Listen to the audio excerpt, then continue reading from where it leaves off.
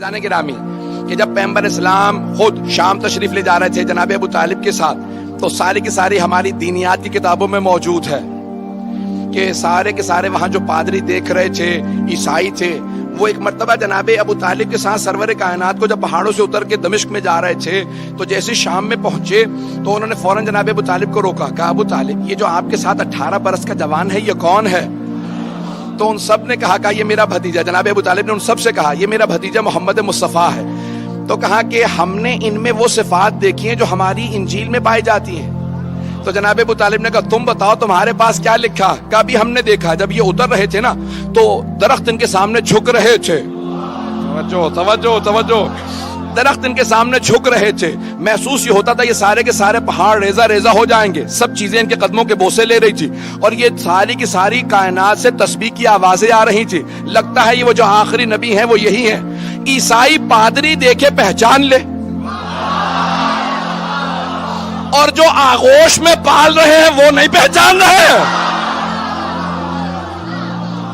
عزیزان گرامی، وہ صفات تھی جناب سرور کائنات میں، یہاں تک کہ جب جناب فاطمہ بنت اسد مادر امیر المؤمنین مدینے آئیں تو صحابیات نے سوال کیا، جو بیویاں پیغمبر پہ ایمان لے کے آئی تھی، کہا ہے فاطمہ بنت اسد آپ نے سرور کائنات کو پالا ہے، کچھ بچپنے سے متعلق بتائیں گی؟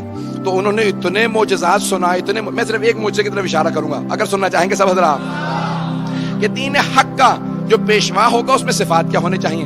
تو کہا کہ رسول خدا کو بچپنے سے خرمے بہت پسند تھے، تو میں بہترین جو خرمے ہوتے تھے نا چن کے ان کے لیے رکھ دیتی تھی کہ جب گھر آئیں گے تو خرمے کھا لیں گے، کھجور کھا لیں گے۔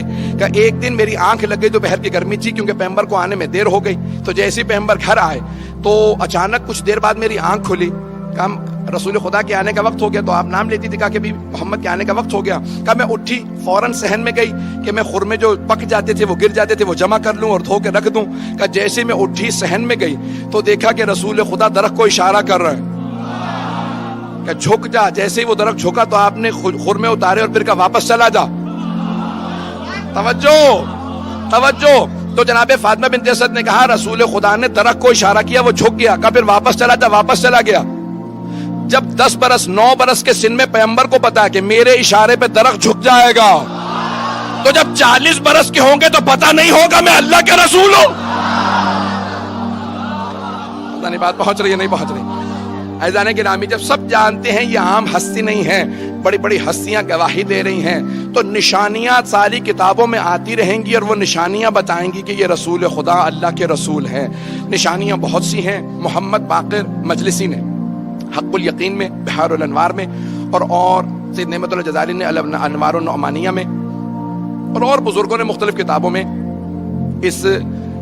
ان معجزات کو درج کیا ہے۔ میں پیش کرنا چاہ رہا ہوں بہت جلدی کہ سرور کائنات کے جسد مطہر کے اندر معجزات کو لکھا گیا ہے کہ وہ آخری نبی آئیں گے، ان میں کچھ صفات ہوں گی، ایسی صفات ہوں گی جو کسی اور میں نہیں تھی۔ جتنے معجزات اللہ نے سارے انبیاء کو دیے ہیں اس سے زیادہ معجزات سرور کائنات کو عطا کیے ہیں، اور ان معجزات سے پتہ چلے گا کہ یہ اللہ کے بھیجے ہوئے رسول ہیں۔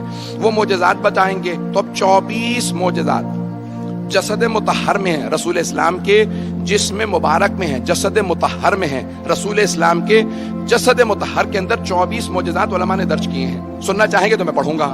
جسم مبارک میں علماء نے لکھا رسول اسلام کے 24 معجزات کا، جہاں سے بھی رسول خدا گزرتے تھے سر پہ ایک ابر رہتا تھا، ایک بادل رہتا تھا، کیونکہ خالق کو یہ برداشت نہیں تھا کہ ان کے سائے پہ کسی کے پاؤں آ جائے،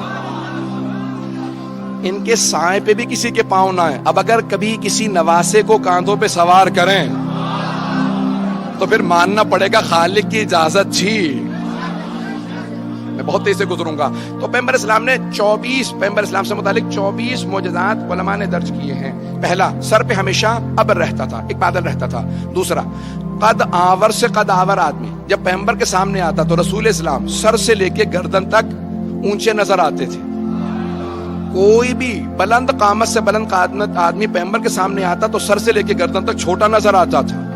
پیغمبر بہت زیادہ لمبے نہیں تھے لیکن وہ آدمی پھر بھی چھوٹا نظر آتا تھا۔ صحابہ کہتے تھے یا رسول اللہ یہ کیا ماجرا ہے؟ کہا میرے خالق کو منظور نہیں کوئی مجھ سے اونچا نظر آئے۔ لوگ ہیں یا نہیں؟ یہ دوسرا معجزہ بھی میں نے صرف پیش کیا ہے۔ تیسرا معجزہ علماء نے لکھا ہے کہا کہ آپ کا جو پسینہ تھا اس سے خاص خوشبو آتی تھی جو نہ کسی گلاب میں تھی، نہ کسی پھول میں تھی، نہ کسی عطر میں تھی. آپ کے پسینے سے خاص خوشبو آتی تھی. توجہ ہو، پسینے سے خاص خوشبو آتی تھی، جسم مطہر سے خاص خوشبو آتی تھی. ایسی خوشبو آتی تھی کہ جہاں سے آپ گزر جاتے تھے 1 سے 2 دن تک کافر و مشرک جب وہاں آتے تھے تو سونگ کے بتاتے تھے لگتا ہے محمد گزرے ہوں گے. تو دوسرا پوچھتا کیسے معلوم؟ کہ وہ جو خوشبو ان کے بدن سے آتی ہے نا وہ اس جگہ سے آ رہی ہے. اب سمجھ میں آیا یہ حدیث کساء میں جب دونوں شہزادے گھر میں آتے ہیں تو جناب سیدہ سے کیوں کہتے ہیں انی اشم عندک رائحۃ طیبۃ کأنہا رائحۃ جد رسول اللہ. مادر گرامی آپ کے پاس سے ایسی خوشبو آ رہی ہے جیسے نانا کے بدن سے آتی ہے.